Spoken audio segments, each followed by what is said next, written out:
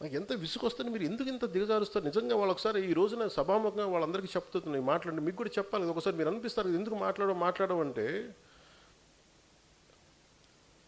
ఈ సందర్భాన్ని పురస్కరించుకొని నన్ను విమర్శించే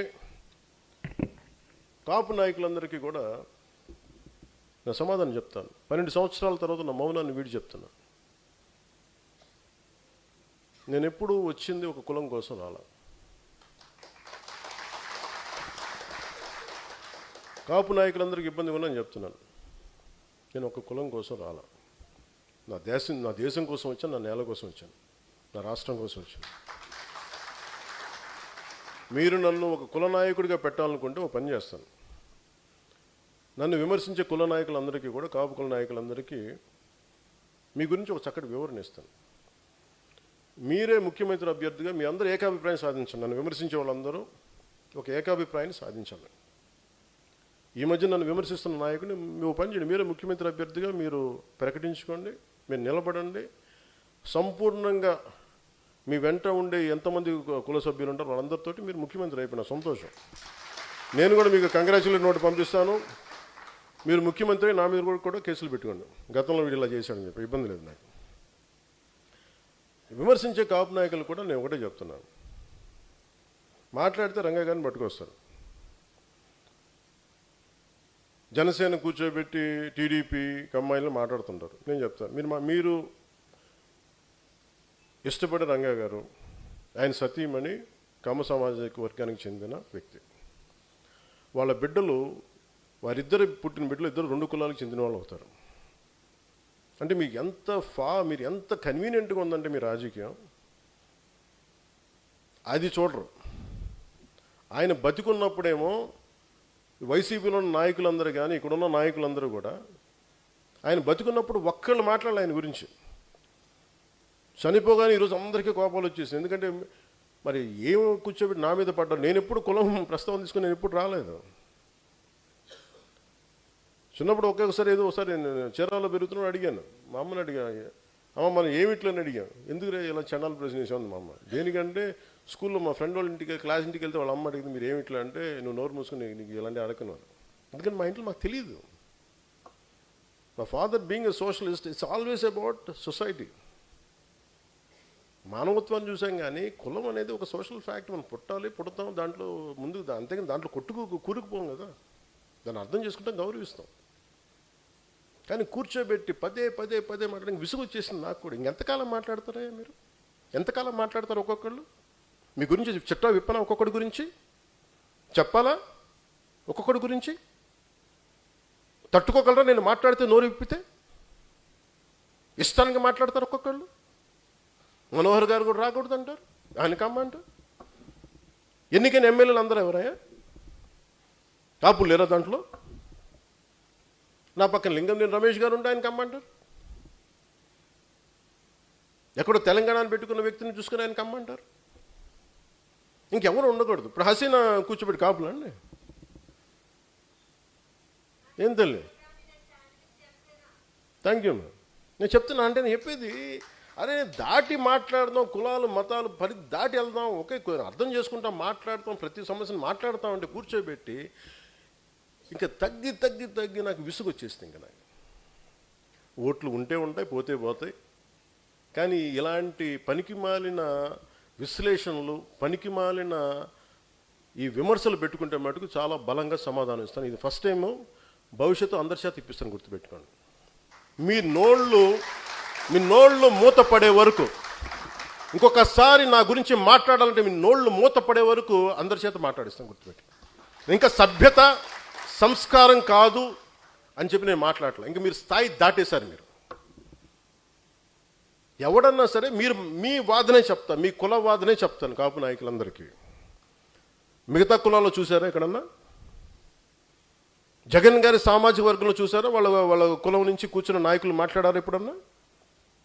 నువ్వు ఓడిపోతే నీ పేర్లు మార్చుకుంటాను ఎవరన్నా మాట్లాడారు అట్లా? ఎవరు మాట్లాడారు అట్లా? మాట్లాడరు.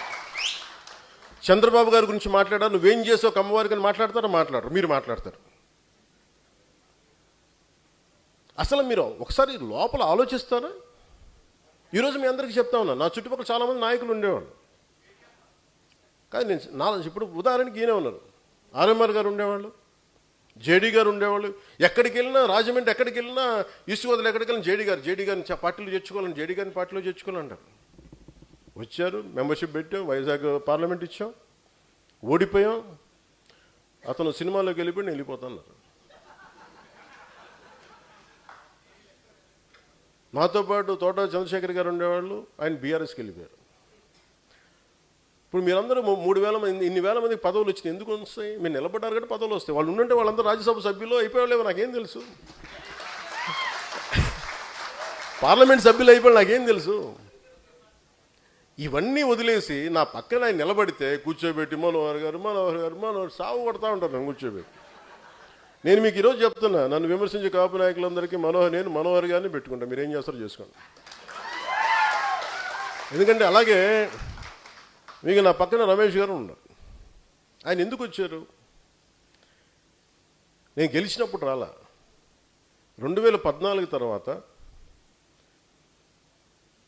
నేను కులాల ఐక్యత అనే ఒక సామాజిక సత్యాన్ని నేను అర్థం చేసుకున్న వ్యక్తి. ఆయన అన్నది ఏంటంటే,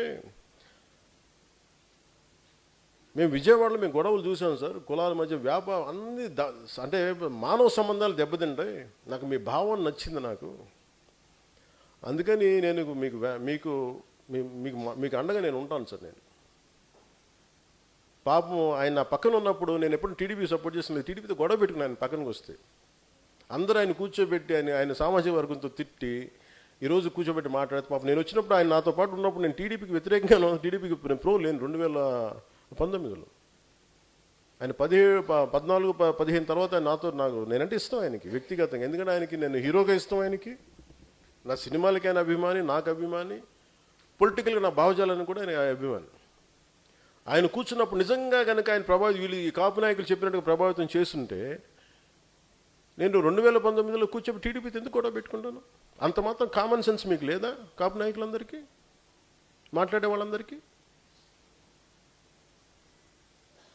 ఇంకా మీరు ఎక్కడో చోట నేను చెప్తున్నాను, మీరందరికీ ఇలాంటి కులాల గురించి మాట్లాడినప్పుడు మీరందరూ సాధకులందరూ ఏకబిగిన మీరు సామాజిక మాధ్యమాల్లో మాట్లాడండి. నేను ఇప్పుడు మీకు చెప్తున్నాను, మాట్లాడండి బలంగా.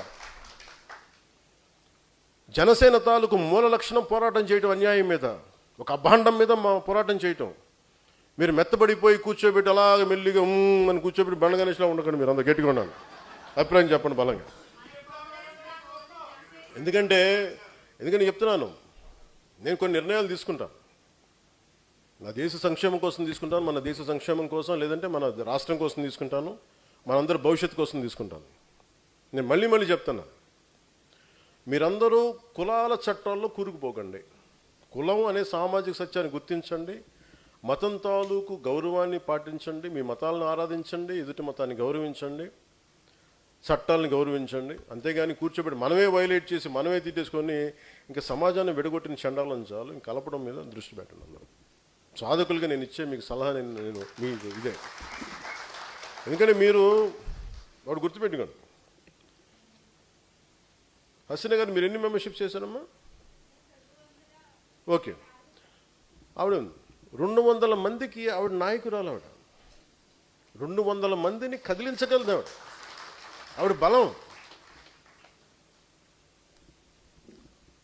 అలాగే మీరు 20,000 మంది పైచిలుకు సాధక్స్ ఉంటే